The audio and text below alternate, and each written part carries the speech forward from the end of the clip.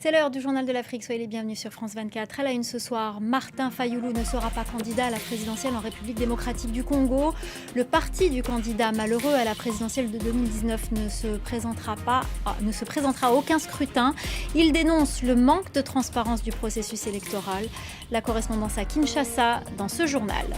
Le jour d'après au Mali, le référendum constitutionnel s'est tenu dimanche. Un vote empêché dans de nombreuses parties du territoire, notamment dans le nord.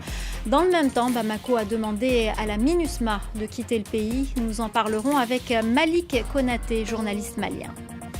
La fête de Tabaski sous tension au Sénégal. Les fidèles qui se préparent à célébrer la fête de l'Aïd el-Kébir redoutent des violences. Le climat politique est tendu depuis la condamnation de l'opposant Ousmane Sonko. Les éleveurs sont les grands perdants de ces tensions. Reportage à suivre.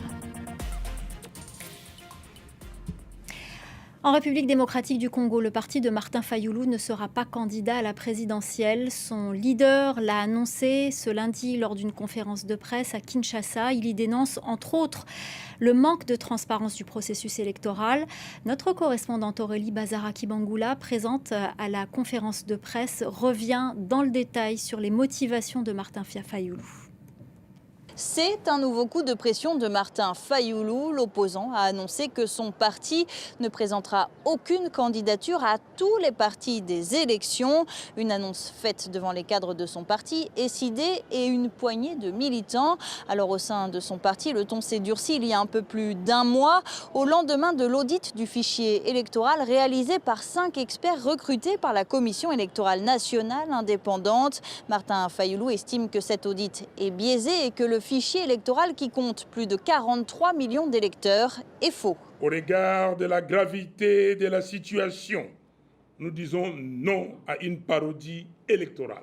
Nous annonçons à l'opinion nationale et internationale que nous avons décidé de ne pas déposer les candidatures de nos membres à tous les niveaux des élections, tant que le fichier électoral, c'est-à-dire la liste des électeurs, ne sera pas refaite dans la transparence et auditée par un cabinet extérieur compétent à la matière. Au mois de mai, avec 3 autres leaders de l'opposition, Matata Ponyo, Moïse Katumbi et Deli Sesanga, Martin Fayulu avait déjà appelé à des manifestations à Kinshasa pour dénoncer un processus électoral qui manque de transparence. Cette fois-ci, il va plus loin et appelle les Congolais à se mobiliser pour empêcher la tenue des élections. Alors il faut rappeler que le camp de l'ancien président Joseph Kabila était le premier à boycotter le processus électoral en cours.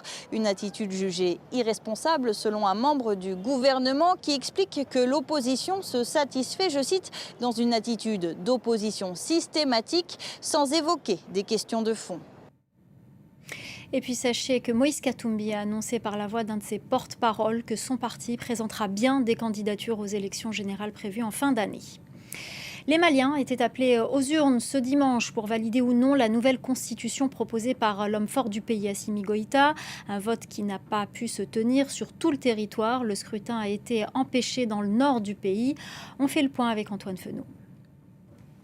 Fermeture des portes, c'est l'heure des comptes dans ce bureau de vote de Bamako. Premier scrutin ici depuis 2020.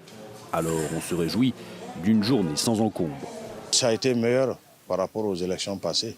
Voilà. Il y a eu plus, selon moi, par rapport aux élections passées. Voilà. L'affluence a été plus. Voilà. D'affluence parce que certains regrettaient même de n'avoir pas pu être enrôlés à temps.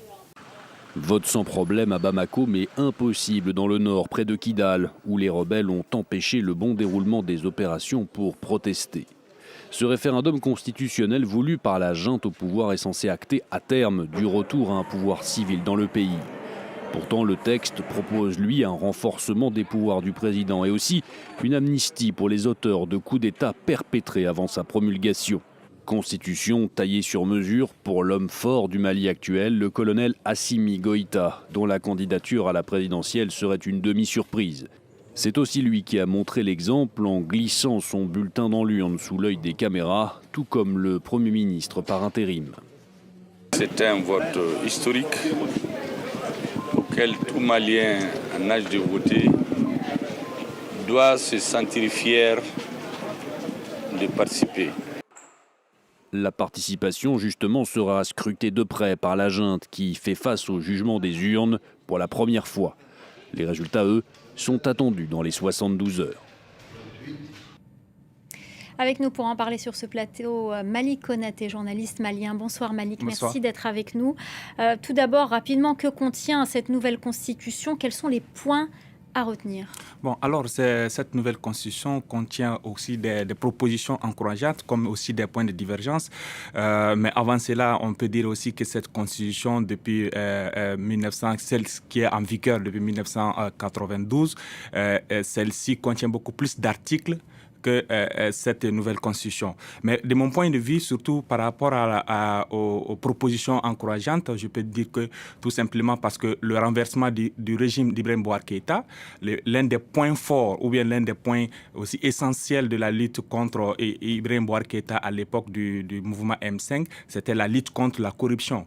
Et cette nouvelle constitution prend cela en compte, surtout dès le début du préambule même de cette constitution. Et aussi d'autres points encourageants parce que tout simplement, cette constitution aussi renforce surtout la paix et la cohésion sociale au Mali parce que ça a été le cas aussi dans cette nouvelle constitution. Mais on peut dire aussi qu'il y a des points de divergence comme tels que la laïcité.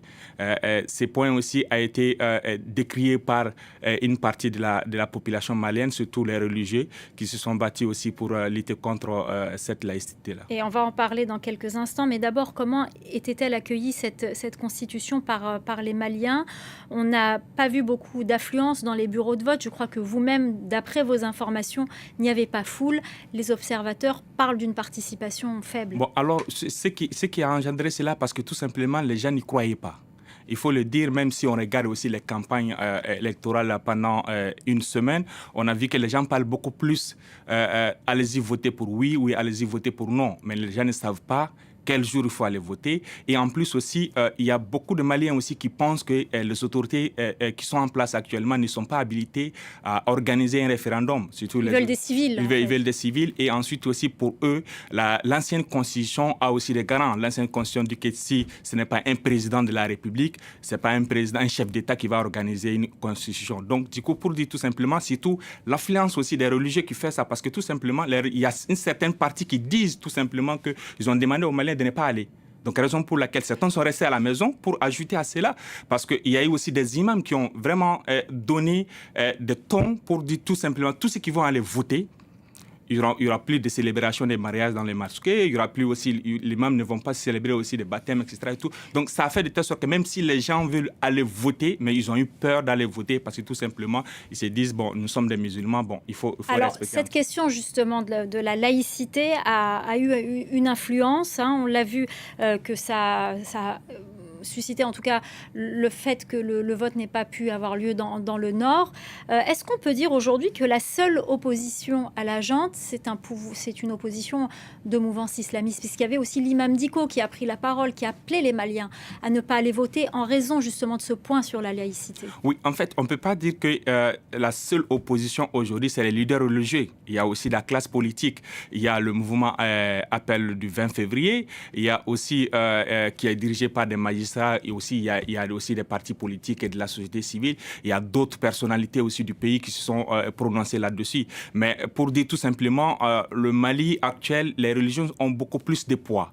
Surtout l'imam Dicko, comme vous le savez tous, Samuel Blanc, avec le mouvement M5 qui a vraiment fait de telle sorte que jusqu'à ce qu'on est arrivé au 18 août, donc c'était à la tête de l'imam Mahmoud Dicko. Mais il faut souligner aussi, il y a le shérif de Nioro.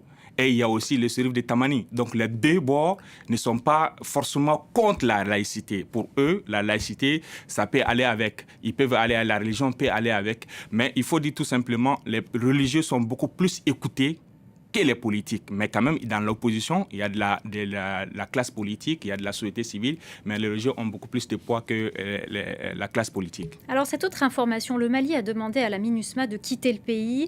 Était-ce prévisible, attendu, et surtout, est-ce que le Mali est prêt à mener cette lutte contre le terrorisme seul? Oui, mais bien évidemment, on peut dire que c'était bien entendu parce que tout simplement, quand on regarde sur la scène politique, et même les manifestations, et ceux qui organisent même ces manifestations sont les soutiens de la transition aujourd'hui. Et ils parlent au nom de qui?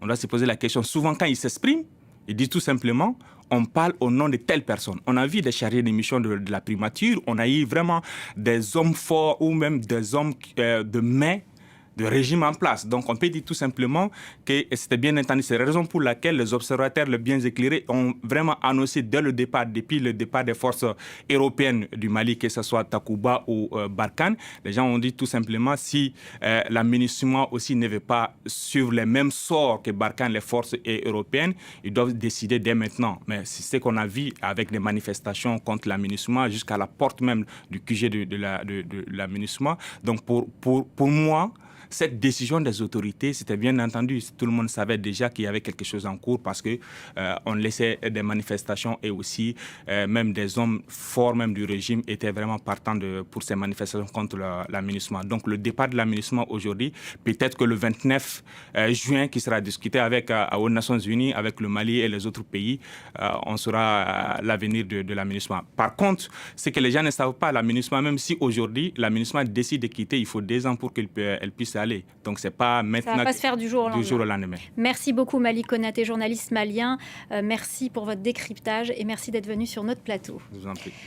L'arrestation en Ouganda de 20 complices présumés des djihadistes ADF. Une arrestation après le massacre qui a fait au moins 42 morts la semaine dernière dans un lycée. Les ADF, les forces démocratiques alliées, une milice islamiste qui a prêté allégeance au groupe État islamique, sévit principalement dans l'est de la République démocratique du Congo. On approche à grands pas de l'Aïd el-Kébir, la Tabaski au Sénégal, à Dakar, la capitale. On est loin de l'effervescence habituelle. Les émeutes meurtrières du début du mois après la condamnation d'Ousmane Sonko sont encore dans les mémoires. Le climat politique reste fébrile. L'opposant peut être arrêté à tout moment, ce qui fait craindre un regain de violence. Et la violence ne fait pas les affaires des éleveurs de moutons. Reportage de Sarah Sako et Aminatou Diallo. À quelques jours de la Tabaski, le petit port de pêche de Soumbédioune s'est transformé en foire aux moutons. Ce stand vend des ladoum et des bali-bali, des races particulièrement prisées au Sénégal. Cette bête coûte près de 3 000 €. Roulam, le vendeur, déplore un manque d'enthousiasme des acheteurs. À cause des émeutes du début du mois, on a du mal à écouler nos moutons. À la même période, l'année dernière, on avait déjà vendu près de 300 moutons. Cette année, avec la situation politique tendue, les gens semblent avoir peur, mais on espère que les acheteurs finiront par sortir. Cet enclos propose des moutons plus modestes qui ont eux aussi du mal à se vendre. Les bêtes sont élevées par une association de jeunes pêcheurs du quartier. Ce commerce est capital pour arrondir leur fin de mois et préparer la fête. Mao espère une issue pacifique à la crise politique qui n'a que trop duré selon lui. C'est en partie avec ces revenus qu'on se soigne, qu'on fait à manger pour les grandes occasions, qu'on répare nos pirogues. Alors je veux que la paix revienne, que Macky Sall fasse des concessions, que Ousmane Sonko fasse aussi des concessions, que la jeunesse se calme et sache que son avenir est ailleurs que dans la violence. Ce père de famille est l'heureux propriétaire d'un bélier qu'il vient d'acheter pour près de 300 €. Et il n'a qu'un vœu pour la fête à venir. Passer une bonne fête de Tabaski avec beaucoup de calme, voir les amis, se remémorer, se demander pardon au bon Dieu. La Tabaski est la plus importante fête religieuse du Sénégal, un pays à grande majorité musulmane. Voilà, c'est la fin du Journal de l'Afrique. Restez avec nous dans quelques instants, la suite de Paris Direct avec Audrey Racine.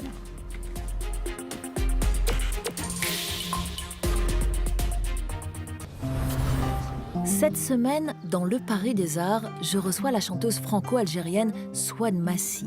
Elle nous parlera de son dernier album, Sekana, le 10e, sans doute le plus porteur d'espoir. Dans l'album Sekana, je parle des relations humaines qui sont un peu compliquées. Je parle du mal-être aussi des adolescents parce que j'ai été confrontée à ça. Mais avant, nous irons revisiter l'œuvre de Pablo Picasso sous le regard du designer Paul Smith. Et puis dans cette émission, un instrument rare à l'honneur, la viole d'amour, dont nous parlera le virtuose Jasser Haj Youssef. Le Paris des Arts de Souad Massi, à retrouver très vite sur France 24.